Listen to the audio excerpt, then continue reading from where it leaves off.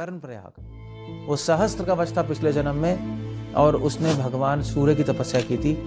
तो फिर अगले जन्म में वो नरनारायण ऋषि ने उसके सारे सहस्त्र कवच तोड़ दिए, एक कवच छोड़ दिया था। और फिर भगवान ने कहा अब मैं तुझे मारूंगा नहीं, तो अगले जन्म में सूर्य पुत्र के रूप में आएगा और फिर मारूंगा मैं। तो नर तो अर्जुन ही है ना, तब मरवाया उसको। तो अब असुर था मगर देवताओं के कुल में था। कोई डिटरमाइंड नहीं है कि भक्तों के कुल में भक्ति आएंगे, असुरों के कुल में असुर आएंगे, ऐसे कुछ डेफिनेशन नहीं है। सो हम लोग आज एक इंटरेस्टिंग स्टोरी है, बानासुर और शिव जी, कृष्ण भगवान, देवी काली, उषा, अनिरुद्ध, बहुत सारे कैरेक्टर्स इन्वॉल्व हैं। और शायद ये जो कथा है बानासुर की और कृष्ण भगवान की और शिव जी की, ये कथा जो है ये इसलिए भी इम्पॉर्टेंट है क्योंकि सिर्फ यही एक इंसिडेंस है जिसमें ये प्रूव होता है कि कृष्ण भगवान सुप्रीम है, शिव जी भी कृष्ण भगवान के भक्त हैं। बानासुर कौन था? बानासुर जो था एक एक्चुअली जो बलि थे, बलि महाराज के पोते कौन हुए? प्रहलाद। और प्रहलाद के पोते, हाँ, बलि। और बलि के बाद उनके पुत्र के पुत्र थे बानासुर, मतलब प्रहलाद के पर पोते हो गए बानासुर, प्रहलाद के वंशज में आ रहे हैं। भगवान विष्णु ने प्रहलाद को नरसिंह भगवान के रूप में ये वरदान दिया था कि मैं तुम्हारे कुल में किसी भी वंशज को मारूंगा नहीं, चाहे वो कैसे ही क्यों ना हो, मैं उसका वध नहीं करूंगा। तो बानासुर जो था डेफिनेटली था तो असुरी, और असुरी लोग जो होते हैं उनको शक्ति पे घमंड होता है और वो सारे त्रिलोक को अपने वश में करना चाहते हैं। वो आसुरी ट्रेट है, नहीं असुर और दैवी लोगों में यही अंतर होता है। असुर को असुर क्यों कहते हैं? देवताओं को क्या बोलते हैं? सुर। और उसके उल्टा क्या है? असुर। देवताओं को सुर क्यों कहते हैं? कुछ लोग कहते हैं देवता को सुर इसलिए कहते हैं क्योंकि वो सुरापान करते हैं। अब सुरा मतलब शराब, मगर दैट्स नॉट एक्सेप्टेबल। हाँ, ये कह सकते हो कि सोम रस पीते हैं, बट जो सुर हैं उनको इसलिए नहीं कहते सुरापान करते हैं, उनको इसलिए सुर कहते हैं क्योंकि सुर का मतलब होता है म्यूजिक, सुर, लय, ताल और राग, म्यूजिक है उसका मतलब। तो जो देवता होते हैं उनमें भगवान की भक्ति का सुर है,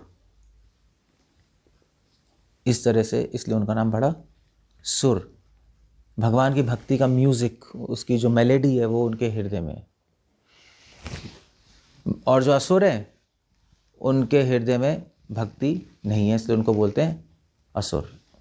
भक्ति को कंपेयर कहते हैं म्यूजिक से, क्योंकि भक्ति एक संगीत ही है, नहीं, आत्मा का संगीत है भक्ति, अगर आप ऐसे समझना चाहते हो। नहीं, आत्मा जब भगवान के गुणगान गाती है तो उसको हम भक्ति बोलते हैं, वो संगीत ही तो है, इसलिए उसको देवता को सुर कहते हैं, असुरों को असुर। तो बानासुर में जीन्स तो थे ही, आसुरी जीन्स, अहम करता, अहम भोगी, मैं सब कुछ करने वाला हूँ, मैं भोगी हूँ, मैं सबको अपने वश में लाऊंगा, वो था। बट साथ साथ क्योंकि प्रहलाद महाराज के भी जीन्स थे, तो डिवोशन के भी जीन्स थे उसके अंदर, भक्ति के भी। और जनरली जो असुर हैं ये किसकी भक्ति करते हैं? शिव जी की। विष्णु की तो करते नहीं ये लोग। मोस्टली जितने भी शिव जी के भक्त हुए हैं वो कौन हुए हैं? मतलब सॉरी, उल्टा, जितने भी असुर हैं वो किसके भक्त हुए हैं? शिव जी के। ऐसा नहीं शिव जी के सारे भक्त असुर हैं, बट जितने भक्त असुर हैं वो शिव जी के भक्त हैं, वो विष्णु के भक्त नहीं होते। तो बानासुर ने शिव जी की बहुत भक्ति की, और बाकी क्योंकि बानासुर पूरे ब्रह्मांड को अपने वश में लाना चाहता था तो उसको शक्ति चाहिए थी, जैसे एज यूजुअल असुर होते हैं। तो उसने बहुत साल तपस्या की जंगल में जाकर, और शिव जी की तपस्या की। शिव जी प्रकट हुए और फिर शिव जी ने बानासुर से बोला मांगो वरदान। तो शिव जी, बानासुर ने कहा मुझे 2 वरदान चाहिए।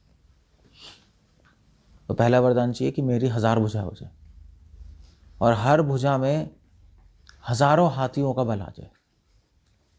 एक तो ये हो गया। दूसरा वरदान उसने मांगा कि जब भी मैं किसी संकट में हूं तो आप मेरी मदद करने आए।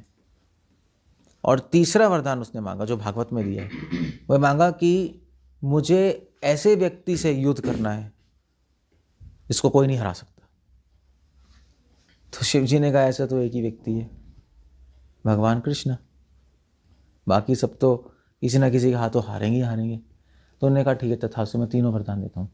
तो वरदान बाणासुर बहुत अहंकारी हो गया, 1000 भुजाएं हो गई, देवताओं को भी परेशान कर दिया, नीचे के लोगों को परेशान कर दिया, सबको अपने वश में कर लिया। वानर से सब लोग कांपने लगे, उसको नाम सुनते ही कांपते थे। तो सब कुछ ठीक चल रहा था मगर सब बाकी सब परेशान थे। हाय मगर बाकी सब बहुत परेशान चल रहे थे। तो जैसे होता है ना, जैसे कभी कभी ना क्या होता है कि जो किस्मत है वो हमारे साथ बहुत अजीब अजीब काम करती है। जैसे हिरण्यकशिपु का बेटा प्रहलाद ही भक्त बन गया, ले मतलब आउट ऑफ ऑल लोग उसके राज्य में प्रहलाद को ही भक्त बनना था, उसको टॉर्चर करने के लिए। ऐसे ही जो बानासुर है, बानासुर की जो बेटी है उषा, उसकी बेटी का नाम उषा था। तो उसको सपना आया, उसको एक सपना आया, सपने में उसको बहुत सुंदर पुरुष दिखाई दिए। तो उसको समझ नहीं, उसको मना आ गया, उसने कहा ये तो कौन है, उसको समझ नहीं आ रहा था। तो उषा की जो फ्रेंड थी उसका नाम था चित्रलेखा, क्योंकि वो चित्र बनाती थी बहुत सुंदर। तो उसने देखा कि मेरी फ्रेंड बहुत दुखी रहती है, तो उसने उषा से पूछा दुखी क्यों। उसने कहा कि मेरा मन एक पुरुष पे है, मैंने सपने में देखा, मुझे समझ नहीं आ रहा कौन है। तो चित्रलेखा ने उससे डिस्क्रिप्शन पूछी और चित्र बनाए। तो एक चित्र देख रही है, दूसरा देख रही है, कुछ समझ नहीं आ रहा। तो फाइनली जब उसने एक चित्र बनाया तो उसने कहा यही है पुरुष, मैच कर गया उसकी इमेजिनेशन से जो सपने में देखा। तो चित्रलेखा तांत्रिक योगिनी भी थी, तो उसने अपने तंत्र विद्या से देखा है कौन है। तो वो कौन थे, वो कृष्ण भगवान के पोते थे अनिरुद्ध। अब ये अजीब सी बात है, नहीं बानासुर वैसे भी कृष्ण भगवान के एंटी था पहले से ही, और उनके जो पोता है उसका अफेयर किससे हो गया, उसकी बेटी के साथ। तो चित्रलेखा ने कहा तो पॉसिबल ही नहीं है, कैसे पॉसिबल संभव है। तो अशुआ ने कहा मैं क्या करूँ, मैं मर जाऊँगी उसके बिना। जो चित्रलेखा क्या किया, अपनी योगिक शक्ति से रात को अनिरुद्ध जब सो रहा था द्वारका में, उसको सोते सोते यहाँ पे ट्रांसफ़र कर लिया, शोणितपुर। तो इनका जो किंगडम था बानासुर का, यहाँ पे ये रहता था शोणितपुर में। द्वारका से कहाँ लिया है, शोणितपुर लिया है। तो वहाँ पे अनिरुद्ध की जब आँख खुली, उसने कहा मैं खाऊँ।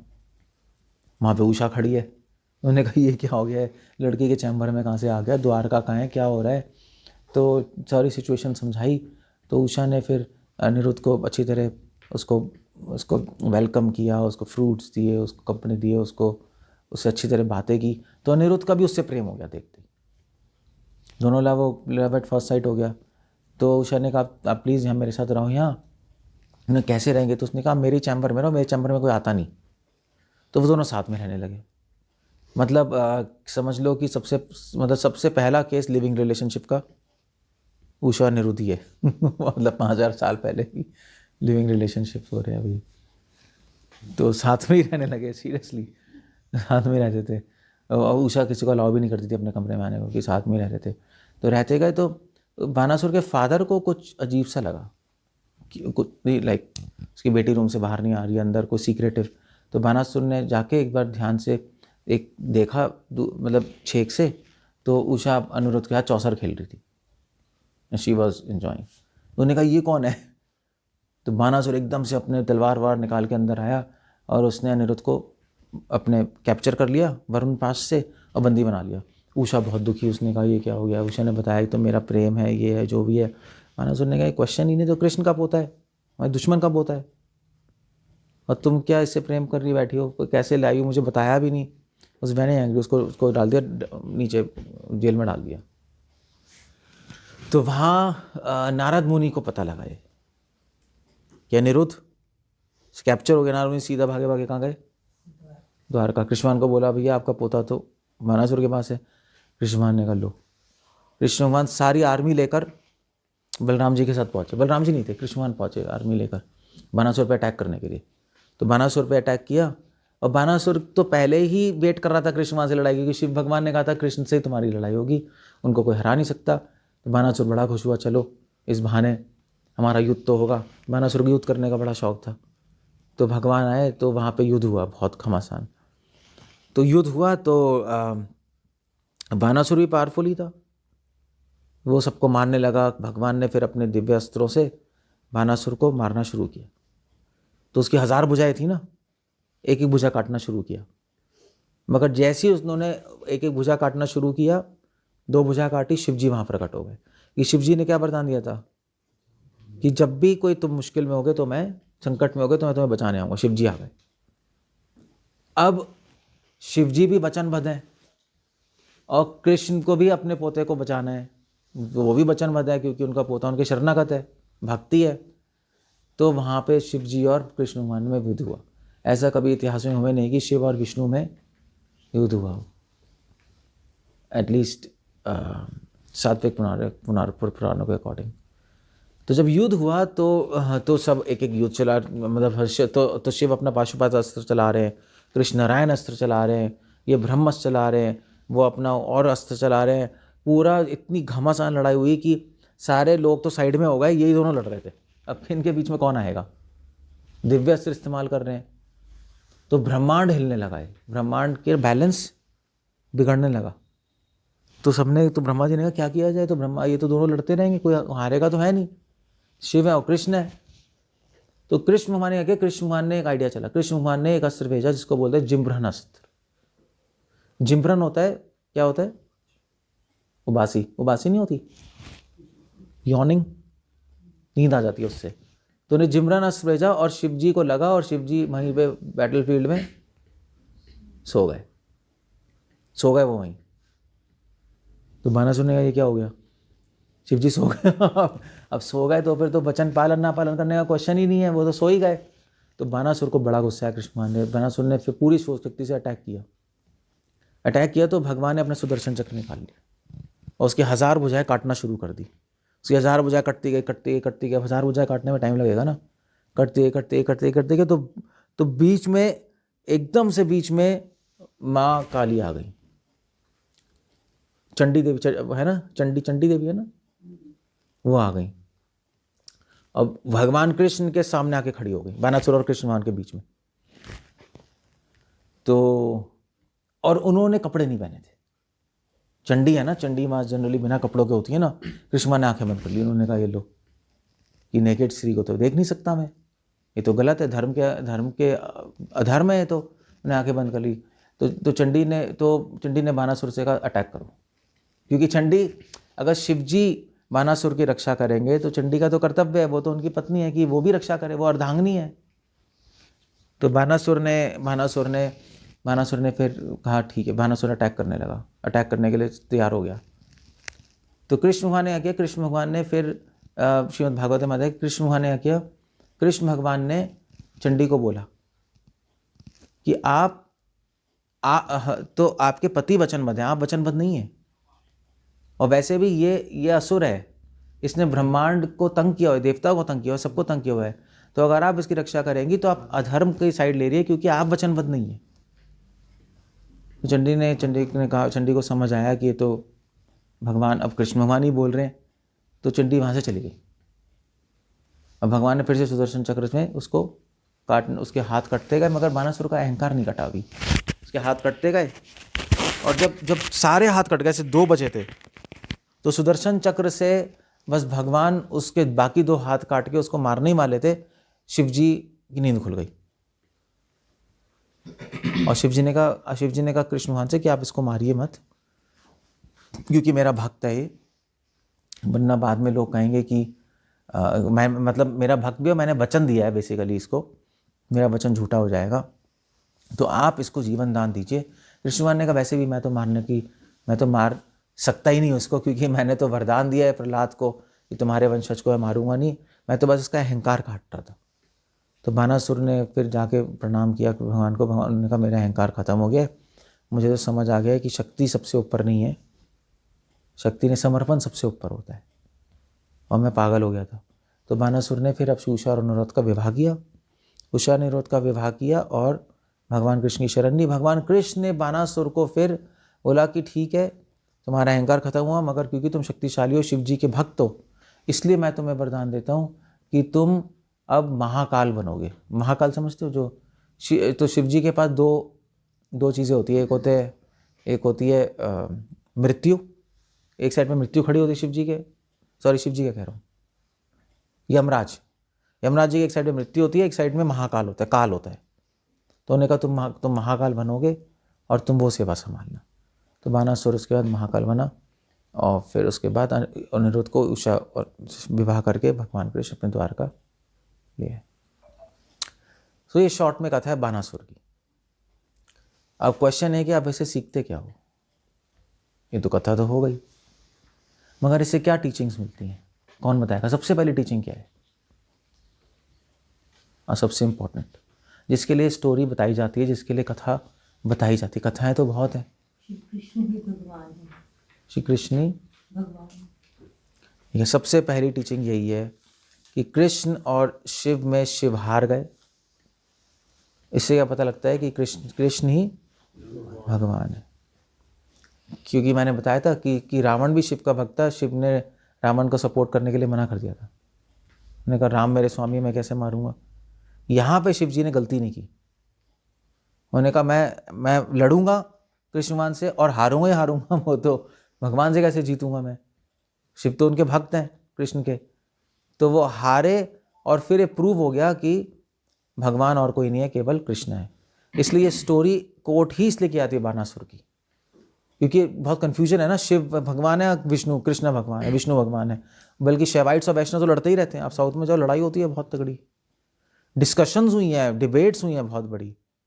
मतलब आपका विजेंद्र तीर्थ और आपका कौन थे, आपके अयप्पा स्वामी, अयप्पा दीक्षित, बहुत बड़ी डिबेट हुई है, शिव सुप्रीम है या नारायण सुप्रीम है। ऑफकोर्स वो हार गया अयप्पा दीक्षित, बट हमेशा ही चलता रहता है। तो इस इंसिडेंट से एटलीस्ट ये तो प्रूव होता है कृष्णा सुप्रीम है, शिव सुप्रीम नहीं है। ये क्या हो रहा है? तो उसके बाद और क्या शिक्षा मिलती है इस इंसिडेंट से? कौन बताएगा? बंद कर दो। और क्या टीचिंग मिलती है? एक तो ये इंपॉर्टेंट हो गया, और वो कोई सपने सच हो जाते हैं? सपने सच हो जाते हैं। सपने सच हो जाते हैं? ये क्या है?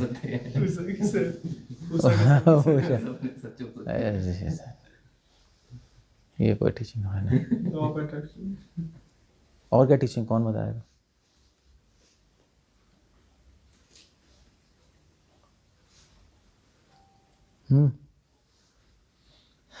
और भी बहुत सारी शिक्षाएं हैं इसमें। एक तो शिक्षा ये है कि एक बहुत बड़ी शिक्षा ये है कि असुरों के कुल में भक्त आ सकते हैं और भक्तों के कुल में भी असुर आ सकते हैं। आपको डिफाइन नहीं कर सकते। जैसे प्रहलाद भक्त थे, बली महाराज भक्त थे, बानासुर असुर निकला। फिर वेन अभक्त थे, पृथु महाराज भगवान के अवतार निकले। और कृष्ण जो है, उनके खुद के पुत्र नरकासुर निकला। उनका पुत्र ही नरकासुर था, जिसको भगवान ने स्वयं वध किया था। एकलव्य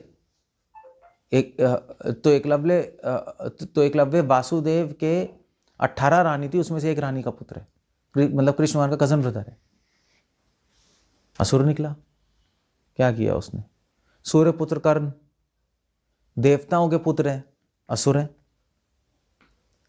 क्योंकि कर्ण मतलब कर्ण कौन से असुर है, किसी को पता है?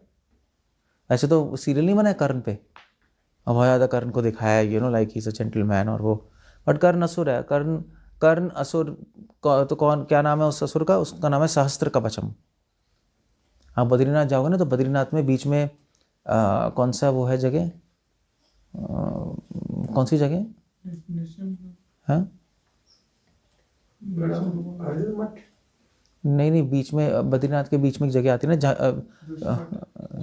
जोशी मठनी। तो एक जगह आती है तो जहाँ पर सहस्त्र कवच ने तपस्या की थी। एक प्लेस आती है, मैं भूल गया। हम गए तो थे बद्रीनाथ सब लोग, तो आ भी थे बल्ले। देव प्रयाग, कर्ण प्रयाग, हाँ हाँ हाँ, कर्ण प्रयाग हो गया ना, कर्ण नाम ही इसलिए पड़ा है, कर्ण प्रयाग। वो सहस्त्र का वश था पिछले जन्म में, और उसने भगवान सूर्य की तपस्या की थी, तो फिर अगले जन्म में वो नरनारायण ऋषि ने उसके सारे सहस्त्र कवच तोड़ दिए, एक कवच छोड़ दिया था, 999 कवच तोड़ दिए, एक कवच छोड़ दिया था। और फिर भगवान ने कहा अब मैं तुझे मारूंगा नहीं, तो अगले जन्म में सूर्य पुत्र के रूप में आएगा और फिर मारूंगा मैं, फिर मारेंगे हम नर नारायण ऋषि। तो नर तो अर्जुन ही है ना, तो मरवाया उसको। तो अब असुर था मगर देवताओं के कुल में था। तो इसलिए कोई डिटरमाइंड नहीं है कि भक्तों के कुल में भक्ति आएंगे, असुरों के कुल में असुर आएंगे, ऐसे कुछ डेफिनेशन नहीं है, ऐसा कुछ नहीं है। वो डिपेंड करता है उस इंडिविजुअल लिविंग एंटिटी पे, जीवात्मा पे। अब हाँ, तो मानासुर की बेटी उषा, वो तो आसुरी नहीं थी, वरना उसको अट्रैक्शन हो ही नहीं सकती थी अनिरुद्ध से। वासुदेव, प्रद्युम्न, अनिरुद्ध देवता है, भगवान के ही पोते हैं, मगर उसको हुई। तो इस तरह से हम देखते हैं, ये इम्पोर्टेंट है कि कास्ट, लीनिएज और परिवार, ये सब कुछ नहीं होता, जीवात्मा के संस्कार पे डिपेंड करता है। लोग कहते हैं ना भी हमारा खून है, हमारा परिवार है, थोड़ा बहुत सच है, बट अल्टीमेटली ये कोई ब्लैंक पॉइंट रूल नहीं है कि ब्राह्मण के परिवार में ब्राह्मण ही पैदा होगा, वो ऐसा कुछ नहीं है, शूद्र भी आ सकते हैं। ये एक दूसरा बहुत इंपॉर्टेंट टीचिंग है इस कथा से। श्रीमतम ये भगवान कह रहे मेरे भक्त अगले जन्म भक्त परिवार में जन्म लेंगे, तो फिर प्रिंसिपल तो फिर ज़रूरी नहीं है। भगवान कभी कभी अपने भक्तों को असुरों के घर में जन्म देते हैं कि वो भी भक्त बन जाएं, उनको भी भक्तों की सेवा का अवसर मिले। तभी प्रहलाद महाराज की वजह से तो हिरण्यकशिपु को जन्म मृत्यु से मोक्ष मिला, प्रहलाद महाराज की वजह से। नरसिम्हा ने बोला ना कि उसको तो पहले ही चलो मिल गया, चिंता मत करो। ओके, सो एक ही टीचिंग, और क्या टीचिंग है बानासुर के उसमें? एक तो बहुत ऑब्वियस टीचिंग है, क्या है? देवता के भक्त असुर होते हैं, मतलब है? आसुरी गुण आते हैं उनमें। किसमें? देवी देवता के जो भक्त होते हैं उनमें आसुरी गुण होते हैं। ऐसा तो नहीं है। मन रतन आसुरी। आइडिया ये है कि आदमी के पास शक्ति आ जाती है तो वो अहंकारी हो जाता है, और अहंकार आत्मा के चक्षुओं को ढक देता है। क्योंकि बानासुर से बड़ा शिव भक्त कोई हुआ ही नहीं आज तक, रावण भी नहीं था। सबसे बड़ा शिव भक्त है बानासुर, बहुत ज़्यादा भक्ति थी, मगर उसको शक्ति का इतना अहंकार आ गया कि वो सब कुछ भूल गया और वो लोगों को तंग करने लगा। You can imagine. उससे पहले ठीक था, वो ऐसी कोई प्रॉब्लम नहीं थी, शक्ति आने पर उसका दिमाग घूम गया। तो इसलिए शक्ति इंटॉक्सिकेटिंग होती है, दिमाग पे ना चढ़ जाती है शक्ति। तो जब इसलिए भगवान कह रहे हैं कि शक्ति के पीछे मत जाओ। कौन है? डमरू बजाता था, ये किसने कहा? भागवत में स्टोरी आती है कि शिव जी डांस कर रहे थे और बानासुर। हाँ वो है, हाँ। जब एक्चुअली बानासुर भक्त था, जब शिव जी अपना तांडव नृत्य कर रहे थे तो बानासुर अपने 1000 हाथों में डमरू रख के भगवान की डांस में असिस्ट किया था उसने। तो भगवान शिव बहुत खुश हुए थे। नो दैट्स, करते हैं कुछ तो करना ही है ना। So like that. सो ये एक शिक्षा मिलती है कि अहंकार जो है वो आदमी को अंधा कर देता है। तो इसलिए भक्त लोग शक्ति के पीछे नहीं होते, बल्कि शक्ति अगर आती है तो उसको मना कर देते। जैसे साउथ इंडिया में एक बहुत बड़े भक्त थे, क्या नाम था, एक भक्त मतलब एक महान भक्त थे, अड़वार थे। तो अड़वार मतलब होते महात्मा। तो एक भक्त थे, तो उनका नाम था टुंड्रापड्डी। तो एक बार बैठ के अपने मंदिर के सामने बैठ के अपना मतलब वो कुछ नहीं करते थे, मंदिर के बाहर बैठे रहते थे और बैठे बैठे जो भी वैष्णव आते थे उनकी चरण धूली लेते थे। बस वो काम ही था सारे वैष्णव की। और बाकी टाइम में अपने जो कपड़े थे जो फटे मतलब वो कपड़ा चेंज ही नहीं करते, फटे कपड़ों को सीते रहते थे। बस यहाँ हो गया होल तो यहाँ सी लिया, यहाँ सी लिया, और अपना भगवान का नाम लेते रहते थे, वो ये करते थे। तो वहाँ पे बैठे हुए वो अपना कपड़ा सील रहे थे। तो लक्ष्मी जी आई। लक्ष्मी जी ने कहा मैं आपकी कुछ सेवा कर सकती हूँ, आप इतने बड़े भक्त हैं भगवान के। तो टुंड्रापड्डी ने कहा भाग जाओ यहाँ से, पहले मेरे सामने आने की ज़रूरत नहीं है, दूर रहो मुझसे। तो लक्ष्मी ने क्या हुआ, तो टोंडा पट्टी ने कहा क्योंकि आप भगवान के बिना ही हैं, इसलिए मैं आपको स्वीकार नहीं कर सकता, क्योंकि भगवान के बिना लक्ष्मी बहुत डेंजरस है। भी लक्ष्मी मतलब पैसा है ना, पावर है। भगवान के बिना अगर पावर पैसा है तो खत्म है आदमी। भगवान के साथ अच्छा है, भगवान की सेवा में लगेगा। तो उन्होंने कहा, तो लक्ष्मी ने कहा मैं तुम्हें मोक्ष दे सकती हूँ, मैं तुम्हें कुछ भी दे सकती हूँ। तो टोंडा पट्टी ने कहा कि मैं तुम्हें देखना भी नहीं चाहता, just get lost from me. तो चले गए। तो ऊपर से शिव और पार्वती देख रहे थे। पार्वती ने ये बदतमीज लक्ष्मी जी को ऐसा अपमान कर दिया, ये गंद है टोंडा पट्टी।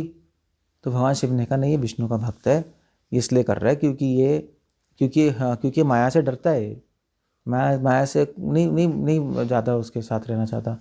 तो पार्वती ने कहा ये तो नॉनसेंस है। तो शिव जी ने कहा ठीक है हम देख लेते हैं। तो शिव और पार्वती आए नीचे।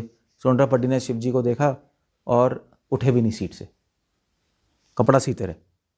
पार्वती ने कहा ले, मैंने कहा था ना ये बदतमीज है, आपकी रिस्पेक्ट भी नहीं की, खड़ा भी नहीं हुआ ये। तो शिव जी ने समझाया कि जो विष्णु के भक्त होते हैं ना, ये सिर्फ विष्णु के सामने झुकते हैं और किसी के सामने नहीं झुकते, ये हमारे सामने भी नहीं झुकते। इनफैक्ट ये श्री वैष्णव संप्रदाय में बहुत स्ट्रॉन्ग ट्रेडिशन है कि वहाँ पर वो लोग भगवान शिव के सामने भी नहीं, मंदिर भी नहीं जाएंगे, झुकेंगे नहीं, क्योंकि वो लोग कहते हैं कि शिव जी आफ्टर ऑल भक्त हैं मगर देवता की पोजीशन पे, और देवी देवताओं के सामने झुकना मना है। हमें भगवान विष्णु के सामने ही सब सर झुकाते हैं। हाँ, अगर हम कभी शिव मंदिर जाते भी हैं तो हम उनको प्रणाम एज अ देवता नहीं करते, एज अ वैष्णव करते हैं। वो बात है, हम लोग जब झुकते हैं। मगर ऑर्डिनरी आदमी तो भगवान की तरह ही झुकता है, चलो, या देवता के रूप में झुकता है कि हमें ये दे दीजिए, हमें वो दीजिए, पार्वती देवी शिव देवता, तो वो नहीं झुके। तो शिव जी ने समझाया इसके पीछे लॉजिक है, तुम मतलब ज़्यादा इसके बारे में। तो पार्वती ने कहा नहीं, आपकी डिसरिस्पेक्ट है, आपको कुछ करना चाहिए। मेरी भी डिसरिस्पेक्ट है, अगर मेरे पति की डिसरिस्पेक्ट है। शिव जी ने कहा सोच लो, देख लो। तो पार्वती ने कहा नहीं। तो शिव जी ने अपनी तीसरी आँख खोली, और तीसरी आँख मतलब आपको पता ही है नहीं, तीसरी आँख खोली तो उसमें से अग्नि निकली, टोंडा पट्टी की तरफ गई। तो टोंडा पट्टी तो अपना सील ही रहते आराम से, नारायण नारायण नारायण बोल रहे थे। टोंडा पट्टी ने कहा आँख आ रही है। टोंडा पट्टी ने अपना पैर का जो नखून नहीं था अंगूठे का, वो ऐसे किया, उनके अंगूठे के नखून से इतनी तेज आग निकली और शिव जी की आँख को खत्म कर डाला और शिव जी के पीछे पड़ गई। तो शिव जी ने कहा मरवा दिया, भागो अब यहाँ से। दोनों भागे वहाँ से, शिव और पार्वती। शिव जी ने कहा देखा, जो भगवान विष्णु के भक्त हैं उसमें इतनी पावर होती है कि हम लोग भी उनका सामना नहीं कर सकते, इसलिए आगे से तुम्हें कुछ ऐसा बोलना नहीं चाहिए। शिव जी चले गए वहाँ से।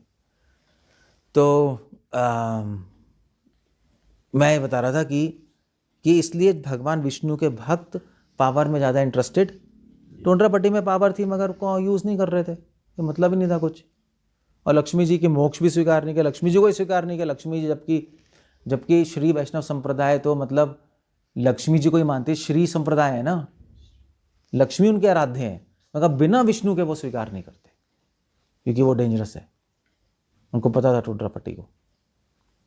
मगर तो ऐसे ही ये तो मगर शिव का भक्त था। शिव के बाद होते ही नेचुरली असुर हैं, शक्तिशाली बना, पागल हो गया, अंधा हो गया। तो आइडिया ये है कि आप में जितनी शक्ति है, अगर आप में शक्ति है भगवान की कृपा से, जैसे बानासुर में, जिन लोगों में अगर शक्ति है तो आपको हमेशा वो शक्ति संसार के कल्याण के लिए इस्तेमाल करनी चाहिए, आपका उत्तरदायित्व है। अगर आप शक्ति इस्तेमाल नहीं करोगे, आपको चलो मैं नहीं करूँगा, वो भी अपराध है, पाप है, वो भी पाप है। अब मान लीजिए आप में पास बहुत इंटेलिजेंस है और आपको चलो ठीक है, आप इंटेलिजेंस, चलो हम अच्छे काम के लिए भी नहीं करेंगे तो बुरे काम के लिए भी नहीं करेंगे, ठीक है, हम न्यूट्रल रहेंगे, हम अपना घर बार चलाते रहेंगे, वो भी पाप माना जाता है। क्योंकि अगर भगवान ने आपको बुद्धि दी है एक्स्ट्रा ऑर्डिनरी, तो आपका कर्तव्य बनता है कि उस बुद्धि को संसार के कल्याण के लिए इस्तेमाल करना है आपको, ये मैंडेटरी है। भगवान ने आपको बुद्धि दी इसलिए कि आप धर्म की रक्षा करो, अदरवाइज वापस ले लेंगे और क्या होगा, तुमने प्रॉपरली यूज़ नहीं की। तो बानासुर को शक्ति दी, तो बानासुर को उसको इस्तेमाल करना चाहिए धर्म की रक्षा के लिए, मगर उसने बिल्कुल एंटी किया, वो पागल हो गया। तो इसलिए अब वो पागल हो गया तो आप तो मतलब कि हम पागल नहीं हो सकते क्या? इसलिए डिवोटी स्पेसिफिकली भगवान से प्रे करते हैं कि भगवान हमें कोई शक्ति, हमें कोई सिद्धि रिद्धि नहीं चाहिए, क्योंकि हम उसमें फंस जाएंगे। मतलब हमें क्या पता कि हम भी बानासुर बन जाए, इसे कुछ नहीं पता ना दिमाग में क्या चलता है। तो ये तीसरी शिक्षा मिलती है बानासुर की कथा से। और क्या मिलती है बानासुर की कथा से शिक्षा? क्या हो गया? वही तो कथा तो मैंने सुनाई है आपको। भक्तों से कनेक्शन कैसे भी करके रहेगा तो भगवान प्रोटेक्शन देंगे। सबसे बड़ी बात पता है शिक्षा क्या है? कि भक्ति में बहुत शक्ति है। ये बानासुर की भक्ति थी शिव जी के लिए, चाहे वह असुर है, फिर भी शिव जी को उसकी रक्षा करने आना पड़ा भक्ति की वजह से। चाहे शिव जी को पता है कि वो असुर है और वो सबका कल्याण करेगा, फिर भी शिव जी आए वहां। तो जब असुरों की भक्ति में इतनी शक्ति है तो भक्तों की भक्ति में कितनी शक्ति होगी? You can imagine. वो असुर तो फिर भी भक्ति कर रहे हैं शक्ति के लिए, भक्त भक्ति कर रहे हैं भक्ति के लिए। तो भगवान कभी भी ऐसे भक्तों को त्याग नहीं सकते। इसलिए इस कथा में भक्ति की शक्ति भी दिखाई है।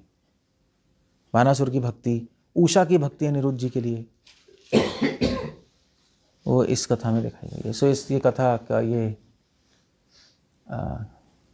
इतने सारे उसके टीचिंग्स हैं, बानासुर की कथा की शिक्षाएं हैं।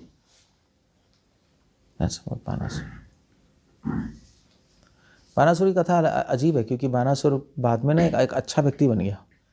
जनरली असुरों को भगवान मार ही देते हैं, एंड मोस्टली असुरों का मृत्यु ही होता है, क्योंकि उनकी अकल ठिकाने नहीं आती। वो मरते मरते भी मर जाएंगे मगर अहंकार नहीं छोड़ते। दुर्योधन, रावण, ये सब के सब ऐसे ही थे। बानासुर एक अलग केस निकला। जब उसके हाथ पाँव काट दिए, हाथ काट दिए, पाँव नहीं, हाथ काट दिए सारे, उसका अहंकार खत्म हो गया। उसने भगवान कृष्ण की शरण ले ली। वो क्यों हुआ? क्योंकि प्रहलाद महाराज की ब्लेसिंग्स थी। प्रहलाद के कुल में आ रहे हैं ना, प्रहलाद बहुत बड़े डिवोटी हैं, तो वो जीन्स आ रहे हैं, तो वो उसके संस्कार थे पीछे से कहीं। प्रहलाद महाराज की ब्लेसिंग्स थी अपने आगे पुश्तों पे, इसलिए वो भगवान का डिवोटी बन गया, उसका अहंकार खत्म हो गया। तो इसलिए ये भी पता लगता है कि अगर वैष्णवों की ब्लेसिंग्स हैं तो अगर आप गलत रास्ते भी चले जाओगे तब भी आपका किसी न किसी तरह से बचाव हो जाएगा किसी ना किसी तरीके से। इसलिए वैष्णवों की ब्लेसिंग्स ज़रूर लेनी चाहिए। और पता है इसका सबसे बड़ी स्टोरी क्या है वैष्णवों की ब्लेसिंग्स की? मार्कंडेय ऋषि। पता है मार्कंडेय ऋषि जब छोटे थे तो उनके मम्मी पापा ने, उनके पापा ने कहा, उनके फादर का नाम क्या था मार्कंडेय के? याद भूल गए, ऋषि थे बहुत बड़े। हाँ, मैं भी नाम भूल गया। तो ऋषि तो है, हाँ, एनीवे ठीक है। सो मार्कंडेय के फादर जो थे ऋषि, क्या कर रहे हो? मार्कंडेय के फादर जो ऋषि थे वो जो थे, उन्होंने जब वो छोटे थे मार्कंडेय, तो जो कोई भी उनके घर में आता था साधु बोलते थे पैर छू। कोई भी महान ऋषि आता था पैर छू, आशीर्वाद लो, ब्रह्मा जी आशीर्वाद लो। तो सारे ऋषि मुनि आके आशीर्वाद क्या देते थे? आयुष्मान भव। तो करोड़ों ऋषि मुनियों का आशीर्वाद मिल गया, आयुष्मान भव। अब मार्कंडेय ऋषि की जो उम्र थी केवल 8 साल थी। उन्हें एस्ट्रोलॉजर को देखा, उन्होंने कहा भाई ये तो 8 साल में ख़त्म है, क्या इसकी तो कुंडली में लिखा है? तो मार्कंडेय को बोला कि तुम्हारी तो कुंडली में लिखा है। तो मार्कंडेय ऋषि ने कहा नहीं, मैं मृत्यु को हरा दूंगा। तो गए और वो तपस्या करने चले गए। तो उन्होंने किसकी तपस्या की? शिव जी की तपस्या की, बहुत तपस्या की। और जब यमराज जी आए तो ये भाग के उन्होंने शिवलिंग को पकड़ लिया और उन्होंने शिव जी से कहा मेरी रक्षा कीजिए। शिव जी प्रकट हुए तो शिव जी ने कहा यमराज से कि तुम ले जा नहीं सकते इसको। तो यमराज ने कहा ठीक है, आपका भक्त है, मगर मृत्यु को कौन टाल सकता है? आज तक कभी हुआ ही नहीं। शिव जी ने कहा ये केस अलग है, क्योंकि आपको पता है कि इसको करोड़ों ऋषि मुनियों ने आशीर्वाद दिया है कि आयुष्मान भव। तो इन ऋषि मुनियों का आशीर्वाद खत्म नहीं। इनफैक्ट ब्रह्मा जी ने भी आए थे उनके घर, उन्होंने आशीर्वाद दिया था आयुष्मान भव। तो ब्रह्मा जी की बात गलत हो जाएगी, तो इसलिए आपको छोड़ना पड़ेगा। तो यमराज जी वहाँ से चले गए। तो मार्कंडेय ऋषि अमर है, या अमर है ना। चिरंजीवी में हाँ, चिरंजीवी में एक है ना मार्कंडेय ऋषि। क्यों है? सिर्फ वैष्णवों के आशीर्वाद की वजह से, बस इसी की वजह से। इसलिए वैष्णवों का आशीर्वाद बहुत पावरफुल है। बड़ी बड़ी प्रॉब्लम से हम बच जाएंगे, चाहे हम गलत डायरेक्शन में चले जाए फिर भी बच जाएंगे। ये भी एक कथा, एक टीचिंग मिलती है इस कथा से। ओके, कुछ पूछना है, कुछ कहना है?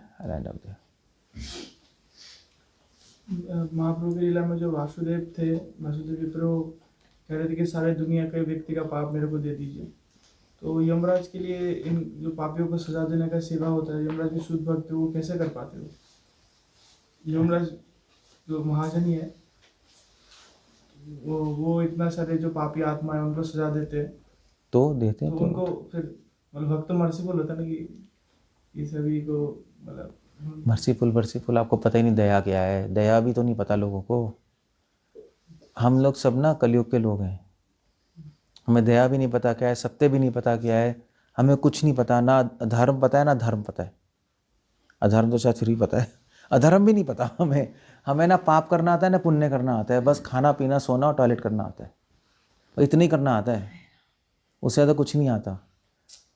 तो अब चक्कर है कि दया क्या है? लोग सोचते हैं दया मतलब है हाँ सब पे दया, सबको दया करो, सबकी मदद करो, यही सोचते हैं ना। मगर दया नहीं है, ये मूर्खता है।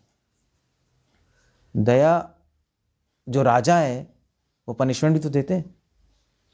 अब कृष्ण ने तो दया नहीं की कौरवों पे, ना भीष्म पे की, ना द्रोणाचार्य ने की। भगवान ने कहा मारो, अर्जुन करा था दया। भगवान ने कहा तू बेवकूफ है, तू नपुंसक है, ये दया नहीं है, मूर्खता है, तू अंधा है। तू दया आदमी को अंधा नहीं करती न्याय से। जो दया अंधा कर दे न्याय से, वो दया नहीं है, वो अंधापन है सीधा। सो दया होती है सही पात्र पे दया करना, दया होती है। कुपात्र पे दया करना दया नहीं है, वो तमोगुण है। वो कुपात्र को तो सजा मिलनी चाहिए, नहीं तो इसलिए अब जितने भी जो ये नहीं आते, जो क्या कहते हैं, ये जो प्रैंक्स नहीं आते, प्रैंक्स होते हैं ना, या छोटे छोटे शॉर्ट्स नहीं आते कि भाई वो जा रहा है, वो गरीब मतलब भीख मांग रहा है, किसी ने उसको भीख नहीं दी तो उसने आके दी, कुछ ऐसे नहीं आते रहते। तो लोगों के कंपैशन को जगाते हैं ऐसे शॉर्ट से। वो खून लगा के लेट गया सड़क पे, कोई मदद नहीं करने आ रहा, फिर उसने कहा देखो कोई मदद नहीं करने आया, लोग कितने गंदे हो गए। फिर एक बाई चांस व्यक्ति मदद करने आए तो सब ऐसे फालतू की चीज़ें बनाते हैं। इट्स ऑल नॉनसेंस, ये सारे सुपरफिशियल सेंटिमेंट्स हैं। ये इसको दया नहीं कहते। दया होती है आत्मा की हेल्प करना, सही डायरेक्शन में। दया होती है कि उस जीवात्मा की उस तरह हेल्प करें कि वो भगवान के पास पहुंचे, कि थोड़ा सा निकट आ जाए। चलो पहुंचे नहीं, एक स्टेप निकट तो आए। इसलिए जो हमारे राजा होते थे, तो जो राजा पहले के होते थे, तो वो अपने सिटी में मंदिर बनाते थे, वो दया है। किसी लोगों को अपॉर्चुनिटी मिले भगवान को समझने की, या ऐसे रूल्स बनाते थे कि राज्य में शांति रहे और शांति से फिर वो भगवान की भक्ति कर पाए। अदरवाइज दया थोड़ी ना है। आप किसी को भगवान से एक स्टेप और दूर ले जा रहे हो तो वो दया थोड़ी ना, वो तो क्रूरता है, वो तो मृत्यु में और फंस रहा है। तो आपने किसी को जाके भी भिखारी है, आपने उसको पैसे दे दिए, ठीक है आप दे सकते हो, मगर उसने पैसे से क्या किया? हाँ, तो फिर ये दया है क्या है? ये दया नहीं है। अब मूर्ख हो आपने उसको पापों में और गिरा दिया, फंसा दिया, ये दया थोड़ी ना है।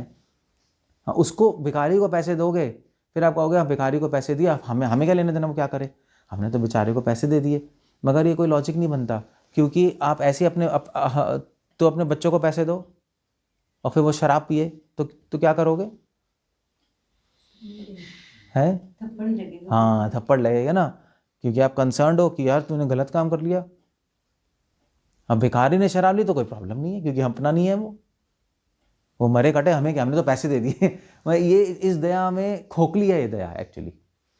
अगर आपको रियली दया करनी तो पैसे दो और फिर आप देखो क्या कर रहा है। अगर शराब पी रहा है तो थप्पड़ मारो कि तू गलत काम कर रहा है, तब कंप्लीट दया है। अदरवाइज क्या आपकी दया हुई? कोई दया नहीं हुई। सो उससे वो भी पाप में फंस रहा है, आप भी फंस रहे हो। कर्मों के नियमों में। सो एक क्रिमिनल को छोड़ना दया है या मूर्ता है? तो कोर्ट में एक खूनी को लिया है, जज कहेंगे मुझे बहुत दया आ रही है, बेचारे को छोड़ दो, तो क्या होगा? क्या बोलेंगे जज को? पागल है। और जज कहेगा इसको फांसी चढ़ा दो, तो कुछ लोग कहेंगे यार बड़ा क्रूर है यार, छोड़ देना चाहिए था, एक बार वार्निंग देके छोड़ देते। ऐसे नहीं होता, ऐसे नहीं होता। सो ये बात है। तो ये सब आप ये दया क्यों पूछ रहे हैं आप? नहीं, यमराज को इतना कठिन सेवा करना हाँ, यमराज को कठिन सेवा कुछ नहीं है, यमराज जी दयावान है, मगर वो दया सुपात्र पे करते हैं, कुपात्र पे नहीं करते। जो उनके नर्क में आते हैं उनको तो पिटना है, उनको सज़ा देनी है, और न्याय है। ऐसे ही यमराज जी की सर्विस तो इतनी कठिन नहीं है। वहाँ तो सब पापी आएंगे यमराज के वहाँ पे, तो सबको फिर आपको मारना है बस, और कुछ नहीं। अनिरुद्ध तो स्वयं भगवान कृष्ण है, फिर वो कैसे फंस गए? भगवान कृष्ण नहीं है, उनके चतुर्भुज अंश ही है। हाँ, वासुदेव, प्रद्युम्न, अनिरुद्ध तो फंसे थोड़े ना। तो उषा उनकी शक्ति है ना, जैसे विष्णु की शक्ति लक्ष्मी है, ऐसी उषा उनकी शक्ति है, निज अंतरंग शक्ति है। तो फंसे नहीं, वो तो लीला है वो। नहीं, वो उसको उनको अनिरुद्ध को बारह ने कैसे उस पास में कैसे मान लिया? वो तो अब स्वयं कृष्ण है, स्वयं विष्णु है, भगवान के अंश हैं अनिरुद्ध, चतुर्व्यूह में। चतुर्भुज में आते हैं। वो तो ये है ना कि देखना पड़ेगा, वो शायद खुद ही बंद गए कि कृष्ण वहाँ आके मुझे छुड़ाएंगे। I think something is there in that, मुझे देखना पड़ेगा। ओके, और कुछ कहना है किसी को? कुछ पूछना है? तो आप तो लेट आए, आपको सुना आपने कथा, मतलब बीच में सुना, तो क्या क्वेश्चन पूछा? So will end up there. तो जहाँ इसमें महाकाल जो वर्णन हुआ था, महाकाल कि वो भी उन्हें भगवान ने वरदान दिया, वो महाकाल का भी जो नाथ राइट साइड पे महाकाल की पोजीशन संभाल रहे हैं। तो जो महाकाल शिव जी में डर है ना जी दोनों, महाकाल और शिव जी, जैसे बाहर से ही बोलते हैं शिव जी महाकाल है। शिव, वो तो कहने वाली बात है, शिव जी अलग है, महाकाल अलग है। महाकाल टाइम के इंचार्ज है। जो उज्जैन में महाकाल का मंदिर है, हाँ, वो महाकाल है। वो किसका? नहीं, वो तो भी, वो तो जैसे जैसे जैसे जैसे ये ना आपका, जैसे महेश्वर कौन है? शिव को ही बोलते हैं ना महेश्वर नहीं बोलते शिव जी को, मगर असली महेश्वर कौन है? भगवान कृष्ण। ऐसी महाकाल है, मगर महाकाल को कंट्रोल करने वाले शिव जी हैं, इसलिए उनको भी महाकाल बोलते हैं। शिव जी के अंडर चलता है महाकाल, इस संसार का टाइम। मतलब शिव जी काल, मतलब जब विष्णु काल को डालते हैं प्रकृति पे, तो शिव जी उस काल को कैरी करके ले जाते हैं प्रकृति के पास। तो इसलिए शिव जी को भी महाकाल बोल देते हैं, क्योंकि वो कैरियर हैं महाकाल के। इस तरह से थोड़ा कॉम्प्लेक्स इश्यूज है। कॉम्प्लेक्स इश्यूज है।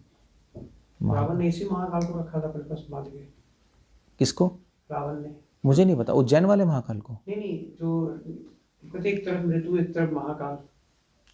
हाँ, इन्हीं को कैप्चर करके रखा था रावण ने, वो पकड़ के रखा हुआ था महाकाल, और इनको मृत्यु, और इनको अपने पैर के नीचे रखता था वो, और उन पे पैर रखता था। कितना पावरफुल व्यक्ति होगा रावण, नहीं? यू कैन इमेजिन, उसके पैर के नीचे मृत्यु और महाकाल। लो, बानासुर उससे भी ज़्यादा पावरफुल था। अब आप इमेजिन कर सकते बानासुर की शक्ति क्या थी। ओके, ठीक है, हो गया। हरे कृष्णा। श्रील प्रभुपाद की